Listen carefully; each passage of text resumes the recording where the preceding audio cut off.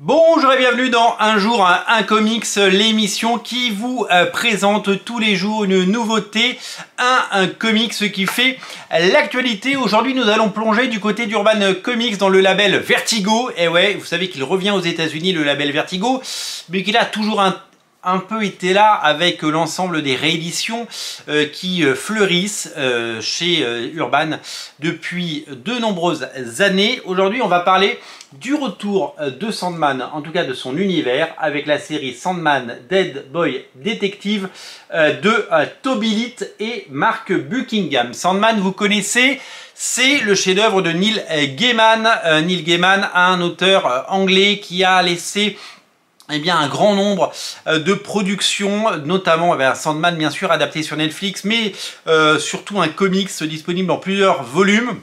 Un comics que je connais assez mal, si vous voulez mon humble avis, puisque c'est un comics qui, j'ai jamais réussi à le lire en entier, tout simplement, je peux être très honnête, et que j'ai plus d'affection pour quelque chose comme Death, le Death de Neil Gaiman toujours, et Chris Bachalo et Mark Buckingham, puisque Mark Buckingham a dessiné les deux derniers numéros de Death. Il y en a 6 en tout, donc ça va vite, mais il y a plein d'épisodes avec des apparitions de Death. Si vous prenez l'édition d'Urban, il y a toutes les apparitions de Death dans la série Sandman et ailleurs. C'est une série qui m'a beaucoup plu, notamment graphiquement. Sandman, j'ai toujours eu un problème parce que graphiquement ça me plaisait pas, et à plusieurs époques j'y suis revenu. Peut-être que pour mes 50 ans je relirai Sandman et peut-être que j'y trouverai le plaisir que tout le monde me vante. J'ai également fait l'impasse sur la série, et c'est vrai que Neil Gaiman étant plus tout à fait en odeur de sainteté dans l'industrie des comics suite à des révélations publiées par des sites anglais et notamment retranscrites sur Comics Blog, je vous invite à aller lire cet article de Comics Blog qui reprend les chefs d'accusation et les comportements et agissements de Neil Gaiman. Ces projets audiovisuels sont tous en passe d'être annulés si ce n'est pas déjà fait. Et son œuvre restera bien sûr, parce que Sandman reste malgré tout un des grands chefs-d'œuvre de la bande dessinée moderne. Donc moi j'adore Death, j'adore le personnage et j'adore le dessin de Bachalo, et Mark Buckingham, ça tombe bien, c'est le dessinateur de Dead Boy Detective. Donc cette série se passe dans l'univers de Sandman, et comme son nom l'indique, si vous avez pris anglais LV1, Dead Boy Detective, c'est l'histoire de deux détectives qui sont morts, deux enfants qui reviennent dans un pensionnat pour évidemment résoudre une énigme et un mystère. Alors je ne connais absolument pas le scénariste Toby Leith, je crois que je n'ai jamais rien lu de Toby Leith. Par contre Mark Buckingham au dessin est un nom qui résonne à mon oreille, puisque Mark Buckingham, je l'ai dit, c'est le dessinateur de Death, un des deux dessinateurs de Death. Il a fait les deux derniers épisodes de la deuxième série Death, il en a fait 2 sur 6, mais il a ancré les autres, puisqu'il s'est fait connaître notamment auprès du public américain comme encreur de Chris Bachalo. Il l'a ancré notamment sur Génération X par exemple.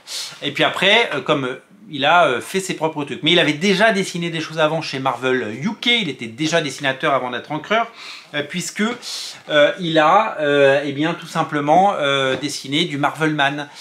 Il est revenu récemment sur Marvelman. Mais son fait d'armes le plus marquant, c'est quasiment l'intégralité de Fables de Bill Willingham, publié chez Urban en grand volume et dans la collection Nomade. Il a dessiné Fables. C'est pas lui qui a lancé la série. Moi Fables, j'aime pas les premiers numéros parce que c'est pas lui, et je trouve que le choix du dessinateur qui a fait les premiers numéros n'est pas le bon choix. Et puis ce choix, cette petite erreur de casting est corrigée avec l'arrivée de Buckingham, et quand Buckingham arrive sur Fables, ça devient génial. Il en a fait des épisodes de Fables, des dizaines. Et il se faisait plus rare ces derniers temps. C'est un dessinateur qui a fait également du Spider-Man, puisqu'il a fait Spider-Man, il a fait du Spider-Man avec Paul Jenkins, souvenez-vous, Peter Parker Spider-Man ou Spectacular Spider-Man, je ne sais plus lequel des deux. Il a également fait des pages dans le Amazing Spider-Man numéro 60.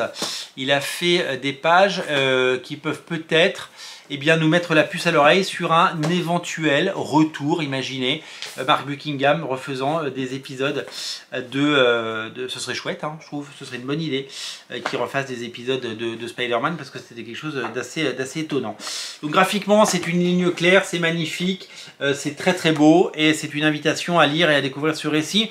Si vous êtes fan de Sandman, et il y en a beaucoup en France, si vous êtes fan de tout cet univers étendu, parce qu'il y a eu plein de séries à différentes époques, certaines supervisées par Neil Gaiman, d'autres pas du tout, eh bien vous allez certainement découvrir et adorer cela.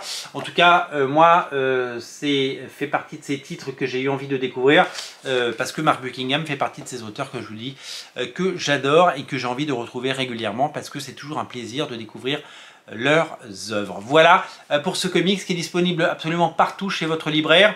Ne passez pas à côté, c'est très très beau et si vous êtes fan de Sandman, eh bien il vous le faut. C'est à découvrir bien sûr chez votre libraire en ces fêtes de fin d'année. Pensez à l'acheter ou à l'offrir si ça vous intéresse chez un libraire indépendant. Et si vous aimez ces vidéos sur Radio Comics, que ce soit les Actus Comics, les pages à pages, les Un jour un comics, les avant-premières ou tous les formats qu'on peut vous proposer, eh bien je vous invite à vous abonner pour ne rater aucune émission et soutenir la chaîne. Merci à tous, salut!